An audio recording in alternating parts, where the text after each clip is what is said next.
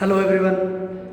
हाँ जी, हमारी unit continue चल रही थी organic chemistry, some basic principles and techniques. Last time हमने किया था आइसोमेरिज्म।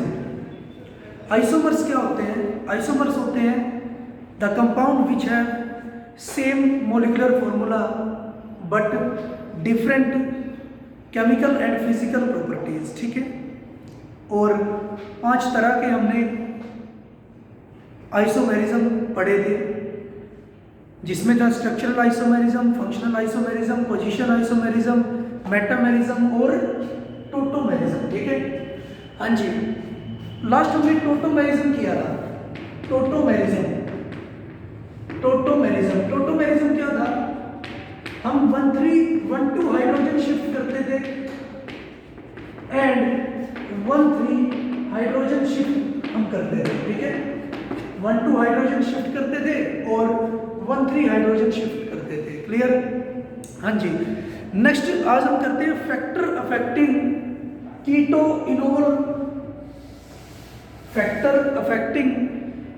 इनोल फॉर्म्स या कीटो इनोल आइसोमेरिज्म। बहुत ज्यादा important, factor affecting keto enol isomerism keto enol isomerism. ठीक है, हाँ जी। कीटो फॉर्म होती है जिसमें कार्बोनिल ग्रुप प्रेजेंट होगा। ठीक है, और इनोल फॉर्म होगी जिसमें अल्कोहलिक ग्रुप प्रेजेंट होगा, OH ग्रुप प्रेजेंट होता है। ठीक है, हाँ जी। तो सबसे पहले फैक्टर होगा और ये सारा डिपेंड करेगा टोटोमेरिज्म पर। ठीक है, हाँ जी। नंबर फर्स्ट फैक्टर है stability of the enol form. Stability of the enol form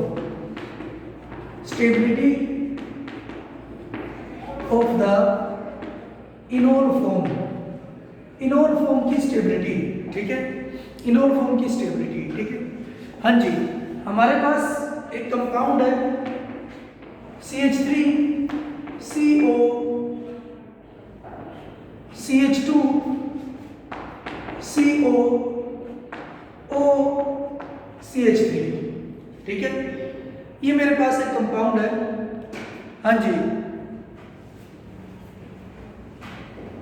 इसमें हम देखते हैं ये मेरे पास कीटो फॉर्म है क्योंकि कार्बोनिल ग्रुप प्रेजेंट है। ठीक है, और carbonyl group electron deficient group होता है, या फिर मैं बोल देता हूं इलेक्ट्रॉन विड्रॉइंग ग्रुप होता है। Carbonyl group electron withdrawing group होता है। ठीक है, आगे इसके बारे में डिस्कस भी हम करेंगे। मींस इलेक्ट्रॉन को विड्रॉ करता है ये। ठीक है, तो मैं बोल सकता हूं कि जो ये कार्बोनिल ग्रुप है इस कार्बन के इलेक्ट्रॉन को भी विड्रॉ करेगा, और ये भी कार्बोनिल ग्रुप इस कार्बन के इलेक्ट्रॉन्स को विड्रॉ करेगा। ठीक है, तो कार्बन क्या करेगा? कार्बन हाइड्रोजन से ज्यादा इलेक्ट्रोनेगेटिव है, कार्बन हाइड्रोजन के इलेक्ट्रॉन्स को क्या करेगा?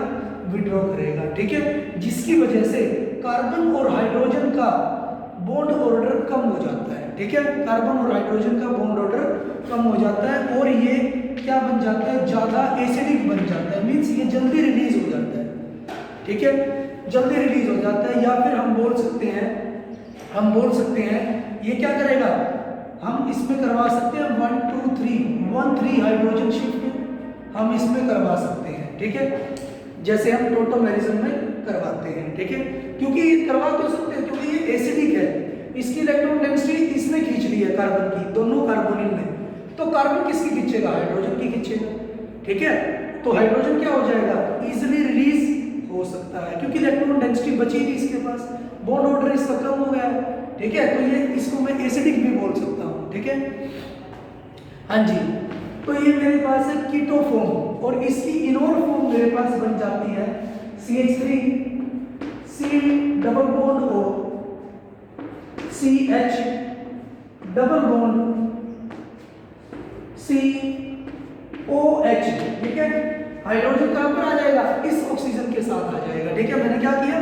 1 से 3 पे शिफ्ट कर दिया हाइड्रोजन को। ठीक है, OCH3 क्लियर? ये आ गया मेरे पास। ये मेरे पास बनती है इनोल फॉर्म, क्योंकि इसमें क्या आ गया, OH आ गया, ठीक है, इसमें आ चुका है OH, ठीक है। अब मैं बोलता हूं कि ये ऑक्सीजन और ये हाइड्रोजन, ठीक है, ये ऑक्सीजन और हाइड्रोजन क्या है, एक दूसरे के क्लोज है बिल्कुल, ठीक है। तो इसको मैं प्रॉक्सिमिटी इफेक्ट भी बोलता हूं, प्रॉक्सिमिटी इफेक्ट या ओरिएंटेशन इफेक्ट, प्रॉक्सिमिटी, ठीक है, या फिर ओरिएंटेशन, इन दोनों की ओरिएंटेशन क्या है, बिल्कुल क्लोज है, ठीक है। तो ये क्या कर सकते हैं, इलेक्ट्रोनेगेटिव ऑक्सीजन है और हाइड्रोजन है, हाइड्रोजन बॉन्डिंग बना सकते हैं, ठीक है, आपने पढ़ा है, ठीक है।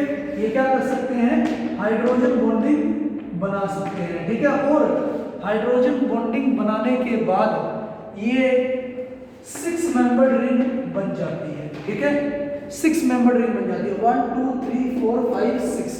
और आपको पता है जो 6 मेंबर्ड रिंग होती है वो क्या होती है, चिलेट रिंग होती है, ठीक है। चिलेट रिंग क्या होती है, 5 और 6 मेंबर्ड स्टेबल रिंग, 5 और 6 मेंबर्ड स्टेबल रिंग को हम क्या बोलते हैं, चिलेट रिंग बोलते हैं, क्लियर है। हाँ जी, हम बोल सकते हैं कि जो इनोल फॉर्म होता है, ठीक है, वो क्या करता है, इंट्रामोलिकुलर हाइड्रोजन बॉन्डिंग कर लेता है, ठीक है। इंट्रा क्यों बोला, क्योंकि एक ही मॉलिक्यूल में हाइड्रोजन बॉन्डिंग चल रही है। इंटरमोलिकुलर हाइड्रोजन बॉन्डिंग होती है जो अलग अलग मॉलिक्यूल्स में होती है हाइड्रोजन बॉन्डिंग, ठीक है। इंट्रामोलिकुलर हाइड्रोजन बॉन्डिंग के कारण ये चिलेट रिंग बना लेता है, ठीक है, और जो कि ज़्यादा स्टेबल होता है, ठीक है, जो कि ज़्यादा स्टेबल होता है। तो मैं बोल सकता हूँ कि 76% क्या बनता है हमारे पास, इनोल फॉर्म बनती है, ठीक है, 76% इस केस में इनोल फॉर्म बनती है, ठीक है। और कीटो फॉर्म बनती है इससे कम, ठीक है, 34 या 24% हम बोल सकते हैं इनोल कीटो फॉर्म बनती है, ठीक है। तो इस केस में क्या होगी, इनोल फॉर्म ज़्यादा स्टेबल होगी, ठीक है, इनोल फॉर्म ज़्यादा स्टेबल होती है, ठीक है। हाँ जी, नेक्स्ट एग्जाम्पल हम देख सकते हैं, नेक्स्ट एग्जाम्पल हम देख सकते हैं, हाँ जी, हमारे पास कंपाउंड है, ये कंपाउंड है मेरे पास, ठीक है, ये क्या है, कीटो फॉर्म है, ये मेरे पास है कीटो फॉर्म, ठीक है। हाँ जी, मैं क्या करता हूं, इस हाइड्रोजन को 1 2 3 1 2 3, ठीक है, फर्स्ट कार्बन से हाइड्रोजन को क्या करता हूं, रिलीज करवा लेता हूं और इसकी इनोल फॉर्म बना लेता हूं, इनोल फॉर्म बना लेता हूं।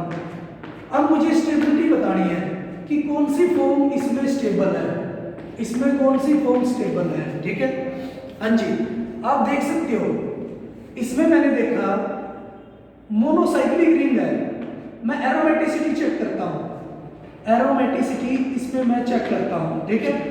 एरोमेटिसिटी क्या होता है, फर्स्ट कंडीशन मोनोसाइक्लिक है, बिल्कुल है। कंजुगेशन, कंजुगेशन इसमें नहीं है, ठीक है, कंजुगेशन सेकंड जो कंडीशन है कंजुगेशन वो नहीं है। थर्ड मैं देखता हूं हक्कल रूल, ये कौन से कितने पाई इलेक्ट्रॉन है, 4 पाई इलेक्ट्रॉन रूल को फॉलो करते हैं, ठीक है। हक्कल रूल क्या था, 4n+2 pi electron rule, means Huckel rule को फॉलो नहीं करता, तो ये क्या है, नॉन एरोमेटिक होगा। लेकिन इनोल फॉर्म में ये क्या है, मोनोसाइक्लिक भी है, कंजुगेशन में भी है और 6 पाई इलेक्ट्रॉन है, 6 पाई इलेक्ट्रॉन है, तो हक्कल रूल को भी फॉलो करता है, ठीक है। तो इसका मतलब मैं बोल सकता हूं इनोलिक फॉर्म ज्यादा स्टेबल होती है देन कीटो फॉर्म, क्लियर है। इस केस में इनोलिक फॉर्म ज्यादा स्टेबल होगी, इससे कीटो फॉर्म से, क्लियर, कीटो फॉर्म से, ठीक है।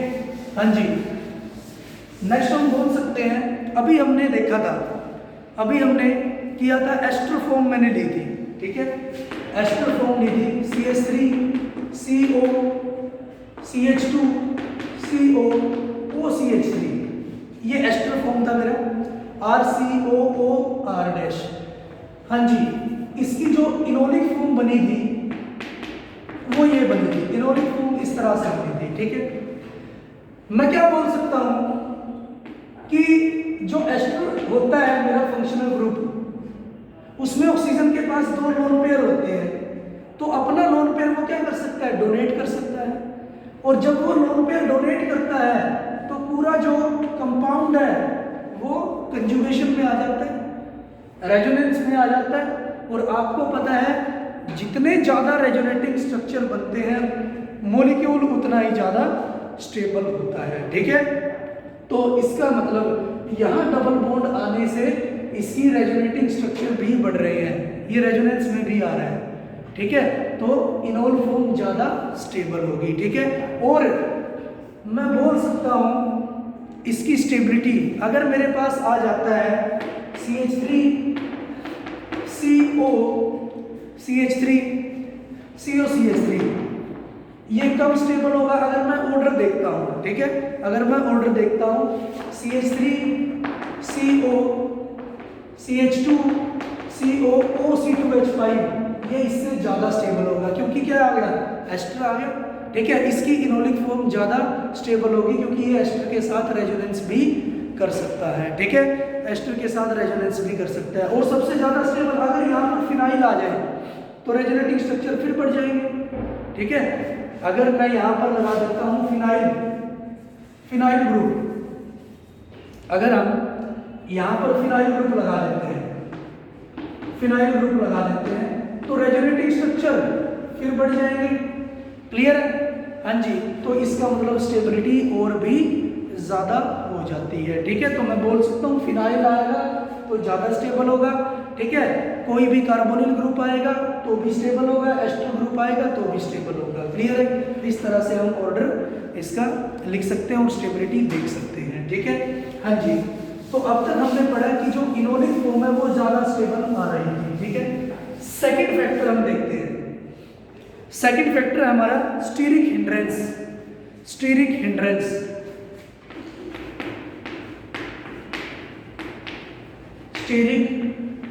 हिंड्रेंस, ठीक है, हाँ जी।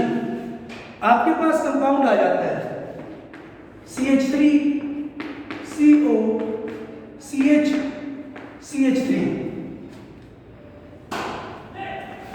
CO CH3, हाँ जी। आप यहां से हाइड्रोजन को, ये ज्यादा एसिडिक हाइड्रोजन है, ये इसका क्या है, ये इसका कीटो फॉर्म है, ठीक है। इनोलिक फॉर्म क्या बनेगी, इनोलिक फॉर्म बनती है CH3 C double bond O CH3 double bond OH CH3, और ये क्या कर लेगा, हाइड्रोजन बॉन्ड बना लेगा, ये इसकी इनोल फॉर्म बनती है, ठीक है। लेकिन यहां पर इनोल फॉर्म कम स्टेबल होगी देन कीटो फॉर्म से ड्यू टू स्टीरिक हिंड्रेंस, ठीक है।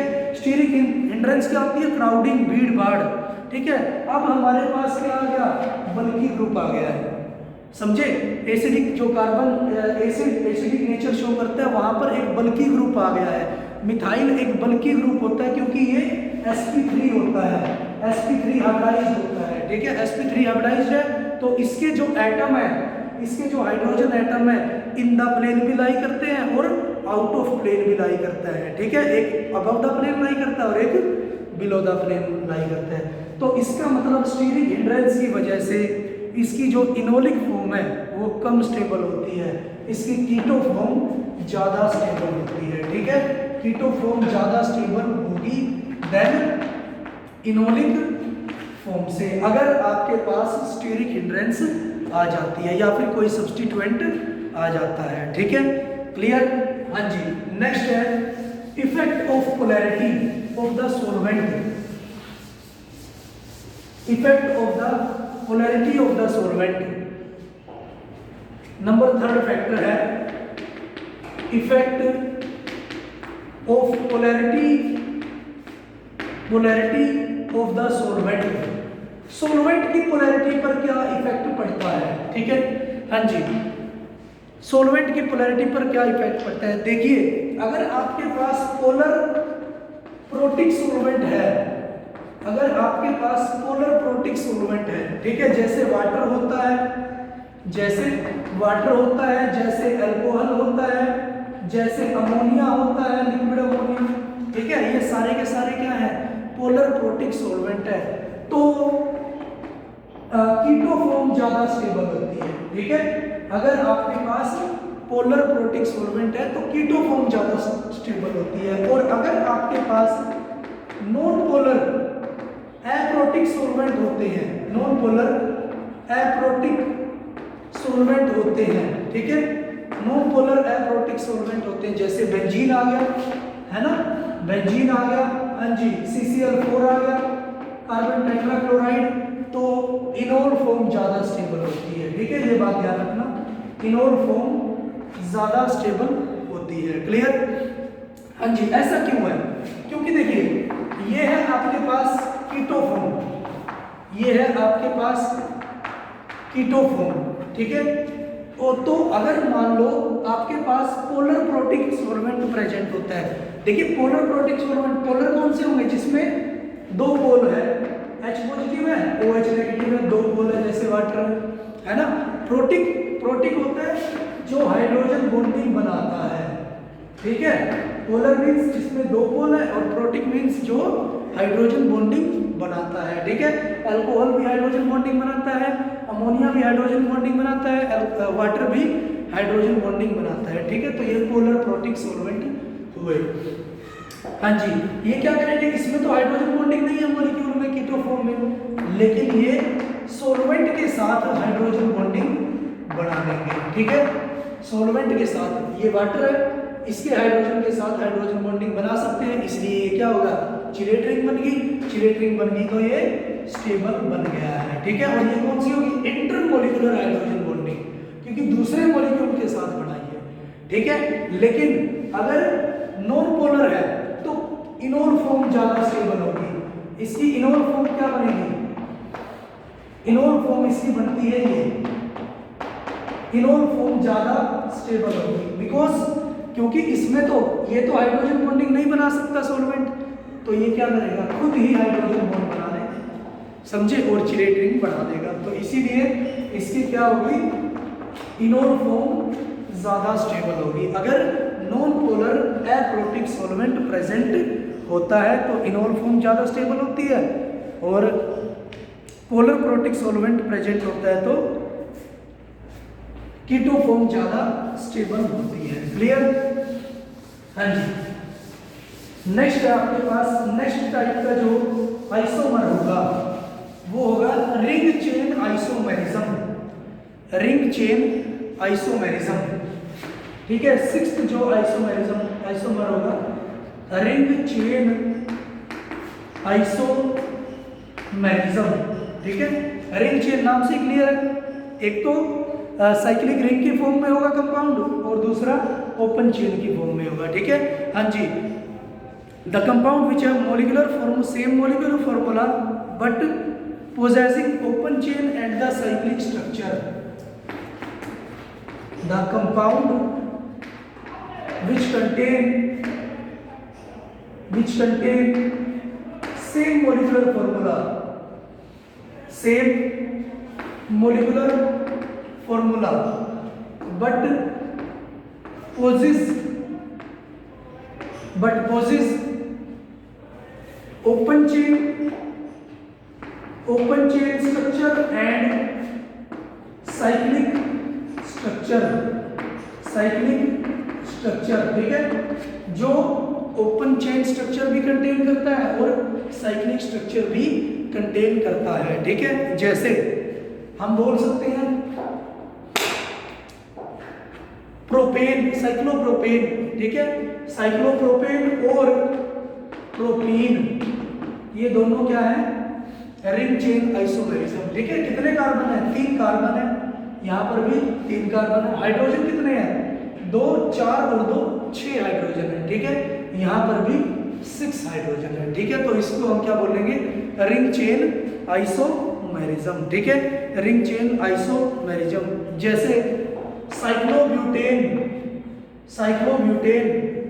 एंड ब्यूट 1 इन, क्लियर है। 8 यहाँ पर हाइड्रोजन है, यहाँ पर भी 8 हाइड्रोजन है, ठीक है। तो ये क्या है, रिंग चेन आइसोमेरिज्म। क्लियर? हाँ जी, नेक्स्ट है हमारे पास स्टीरियो आइसोमेरिज्म, बहुत ज्यादा important. Stereo isomerism, stereo isomerism, stereo isomerism. Stereo का मतलब होता है एटम्स का अरेंजमेंट, डिफरेंट अरेंजमेंट एटम्स का, ठीक है।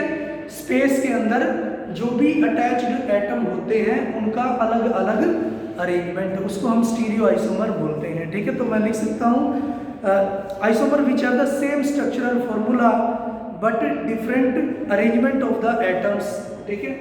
The isomers